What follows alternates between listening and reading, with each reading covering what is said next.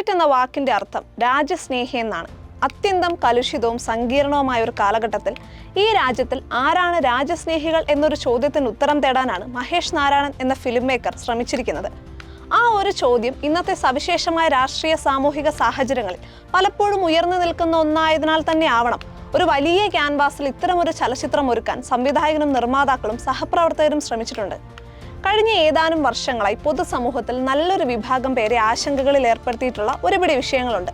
Pegasus പോലുള്ള ചാര സോഫ്റ്റ്വെയറുകളുമായി ബന്ധപ്പെട്ട വിവാദങ്ങൾ, ഡിഫോൾട്ടായി മൊബൈൽ ഫോണുകളിലുള്ള സംവിധാനങ്ങൾ, ക്യാമറ, മൈക്രോഫോൺ എന്നിവ വഴിയായിട്ട് പോലും വ്യക്തിഗത വിവരങ്ങൾ ചോർത്തപ്പെടാനുള്ള സാധ്യതകൾ, ഡാറ്റാ പ്രൈവസികൾ സംബന്ധിച്ച് മറ്റു വിഷയങ്ങൾ, ലോൺ ആപ്പുകൾ, ഓൺലൈൻ തട്ടിപ്പുകൾ എന്നിങ്ങനെ അതീവ ഗൗരവമായ പല കാര്യങ്ങളും അത്തരത്തിലുണ്ട്. ഫാദർ സ്റ്റാൻസാമി ഉൾപ്പെട്ട ഭീമ കൊറേഗാവ് കേസിൽ ചാര സോഫ്റ്റ്വെയർ ഉപയോഗിച്ചുള്ള കൃത്രിമ തെളിവ് നിർമ്മാണം നടന്നിട്ടുണ്ട് എന്ന വിദേശ ഏജൻസികളുടെ കണ്ടെത്തൽ കേന്ദ്ര സർക്കാരിനെ പ്രതിരോധത്തിലാക്കുന്നുണ്ടായിരുന്നു.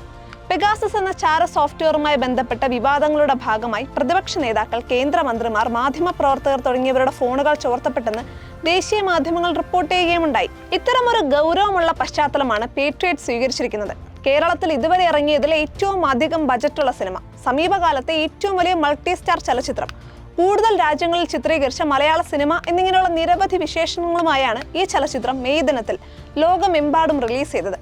എന്നാൽ ചലച്ചിത്രം പറയാതെ പറയുന്ന കുറേയേറെ യാഥാർത്ഥ്യങ്ങൾ, വിശാലമായൊരു സ്വീകാര്യത അതിന് അനുവദിച്ചു നൽകുമോ എന്ന് കാത്തിരുന്ന് കാണേണ്ടി വരും. ചില കോണുകളിൽ അസ്വസ്ഥതകളും എതിർപ്പുകളും സൃഷ്ടിക്കാൻ സാധ്യതയുള്ള പലതും ചലച്ചിത്രത്തിലുണ്ട്. ഒരുപക്ഷെ ആദ്യ ഷോയ്ക്ക് പിന്നാലെ തന്നെ പ്രത്യക്ഷപ്പെട്ട വിയോജിപ്പിന്റെ സ്വരങ്ങൾ അത്തരമൊരു സാധ്യതയുടെ ലക്ഷണങ്ങളാകാം.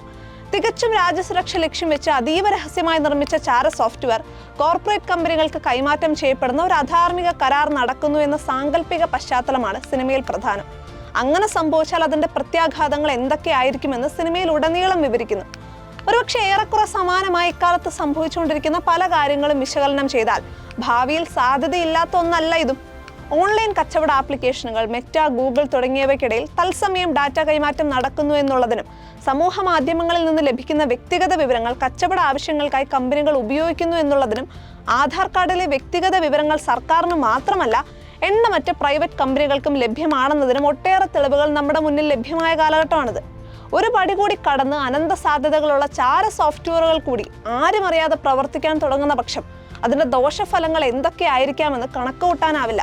പെഗാസസിന്റെ പ്രവർത്തനങ്ങളെക്കുറിച്ച് ആരോപിക്കപ്പെട്ടിട്ടുള്ളതുപോലെ ആരുടെയും മൊബൈലിനെയോ കമ്പ്യൂട്ടറിനെയോ അവരറിയാതെ നിരീക്ഷിക്കാനും നിയന്ത്രിക്കാനും കഴിയുന്ന പെരിസ്കോപ്പ് എന്നൊരു ആപ്ലിക്കേഷൻ പ്രൈവറ്റ് കമ്പനികൾക്ക് ഉപയോഗിക്കാൻ കഴിഞ്ഞാൽ എന്ത് സംഭവിക്കും എന്നാണ് പേട്രിയറ്റ് പറഞ്ഞു വെക്കുന്ന പ്രധാന കാര്യം. അത്തരമൊരു സാധ്യത തള്ളിക്കളയാനാവാത്തതായതിനാൽ ഒരു വെറും കെട്ടുകഥ എന്നതിനപ്പുറം ഈ ചലച്ചിത്രത്തിന് മറ്റൊരു മാനം കൂടിയുണ്ട്. ഡാറ്റാ പ്രൈവസി എത്രമാത്രം പ്രധാനമാണ് എന്നതിനുള്ളൊരു ഓർമ്മപ്പെടുത്തൽ കൂടിയാണ് ആ സിനിമ.